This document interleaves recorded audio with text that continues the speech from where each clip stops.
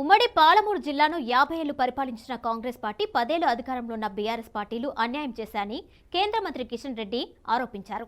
విజయ సంకల్ప యాత్రలో భాగంగా నారాయణపేట జిల్లా ధన్వాడ మరికల్ కేంద్రాలు నిర్వహించిన కార్డర్ మీటింగ్లో మాట్లాడారు. జిల్లాకు ఆనుకొని ఉన్న కృష్ణానది ఉన్న రైతుల భూములు బీడుపడ్డాయని ఆవేదన వ్యక్తం చేశారు. ఉమ్మడి పాలమూరుకు బీజేపీతోనే న్యాయం జరుగుతుందని, రానున్న పార్లమెంట్ ఎన్నికల్లో బీజేపీ అభ్యర్థిని గెలిపించాలని కోరారు.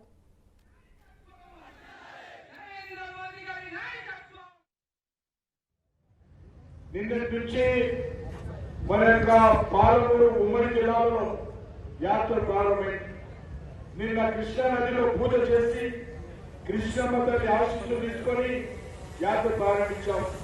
ఒకటే చెప్పాం, కృష్ణమ్మ తల్లి నువ్వు మా పక్క నుంచే పోతావు, కానీ మా పాలమూరు జిల్లా అంతా కూడా తాగడానికి నీళ్లు లేకుండా, సాగునీరు లేకుండా మా పాలమూరు జిల్లా ప్రజలు విలువలాడుతా ఉన్నారు.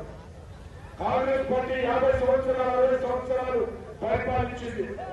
కాంగ్రెస్ పార్టీ ఈ యొక్క పాలమూరుకు అన్యాయం చేసింది. అదేవిధంగా ఇప్పుడున్నటువంటి